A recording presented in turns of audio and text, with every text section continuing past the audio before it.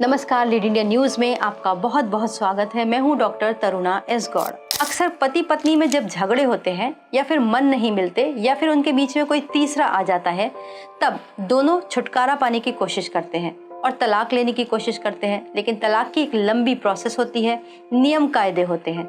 जब उनको पूरा नहीं कर पाते तो वो कुछ तिकड़म लगाते हैं। इस केस में भी कुछ ऐसा ही हुआ। महिला ने एक फोटो पेश किया और उसके आधार पर उसे एक तरफा डिवोर्स मिल भी गया। लेकिन जब मामला कोर्ट में पहुंचा तो पूरा केस ही पलट गया। मध्य प्रदेश के ग्वालियर से एक ऐसा मामला सामने आया जिसने कोर्ट में सबूतों की विश्वसनीयता और न्याय प्रक्रिया दोनों के ऊपर गंभीर सवाल खड़े कर दिए। दरअसल एक महिला ने अपने पति से तलाक लेने के लिए फैमिली कोर्ट का दरवाजा खटखटाया। पति तलाक के लिए तैयार नहीं था, लेकिन महिला हर हाल में इस रिश्ते को खत्म करना चाहती थी। दोनों की शादी साल 1998 में हुई थी और इनके 3 बच्चे भी थे। लंबे समय तक विवाद के बाद साल 2015 में दोनों अलग अलग रहने लगे। करीबन 10 साल के बाद महिला ने 2021 में कोर्ट में तलाक की अर्जी दाखिल की। यहाँ पर कहानी में एक ट्विस्ट आया। महिला ने कोर्ट में ये आरोप लगाया कि उसके पति ने दूसरी शादी कर ली है और सबूत के तौर पर एक फैमिली फोटो पेश किया। उस फोटो में पति के साथ उसकी बहन और परिवार के दूसरे सदस्य भी मौजूद थे। लेकिन महिला ने उसी फोटो में अपनी जो ननद थी उसको अपनी सौतन के तौर पर साबित कर दिया और कहा कि ये उसके पति की दूसरी पत्नी है। कोर्ट ने उस फोटो को प्राइमा फेसी सबूत मानते हुए बिना पति की उपस्थिति के एक तरफा तलाक यानी कि एक्स पार्टी डिक्री दे दिया। लेकिन जब पति के पास ये डिक्री पहुंची तब पति को इस फैसले की जानकारी मिली और पति ने जब सारे रिकॉर्ड खंगाले कि किस आधार पर एक्स पार्टी डिवोर्स हुआ तो उसे पता चला कि उसकी बहन के फोटो को किस तरीके से उसकी पत्नी ने मिसयूज किया और रिश्ते को बदनाम तक कर दिया कि दूसरी पत्नी उसे बता दिया और इसी आधार पर उसे तलाक मिला।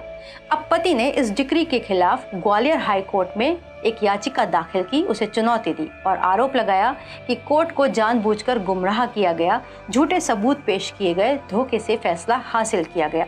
फिलहाल मामला हाई कोर्ट में विचाराधीन है, जहां पर यह तय होगा कि क्या यह तलाक वैध रहेगा या रद्द हो जाएगा। वैसे तो इसके सीधे सीधे रद्द हो जाने की संभावना है।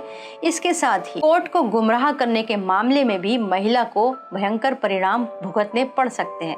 ये सिर्फ एक गलत बयान नहीं बल्कि गंभीर अपराध की श्रेणी में आ सकता है। अब महिला के खिलाफ क्या क्या चार्जेस लग सकते हैं? झूठा सबूत पेश करना, फॉल्स एविडेंस। इसमें भारतीय न्याय संहिता के सेक्शन 230 के तहत महिला पर केस होगा। अगर कोई व्यक्ति कोर्ट में जानबूझकर झूठा साक्ष्य पेश करता है तो उसे 7 साल तक की सजा और जुर्माना दोनों हो सकते हैं।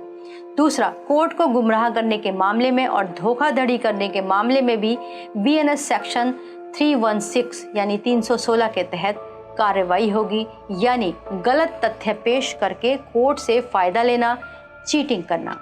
तीसरा जो केस हो सकता है वो हो सकता है परज्यूरी यानी झूठी गवाही देना। ये एक न्यायिक प्रोसेस था जिसके खिलाफ ये महिला ने काम किया और इसमें सख्त सजा का प्रावधान है।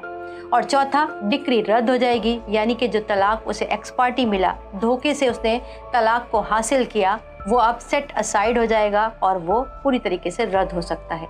कोर्ट में सिर्फ कहानी नहीं चलती, कोर्ट में सबूत चलते हैं और अगर कोई सबूत झूठे पेश कर दे तो ना सिर्फ केस पलट सकता है बल्कि उस मामले में सजा भी हो सकती है। तो इसीलिए अगर कोई इस तरीके के हथकंडे अपनाने की कोशिश करता है, क्योंकि कोर्ट को आप थोड़े समय के लिए तो भटका सकते हैं लेकिन पूरी तरीके से कभी गुमराह नहीं कर सकते। सच्चाई कभी ना कभी सामने आ ही जाती है। वीडियो को लाइक करें, हमारे चैनल को सब्सक्राइब करें। हमारे वीडियो सबसे पहले देखने के लिए बेल आइकन प्रेस करना ना भूलें।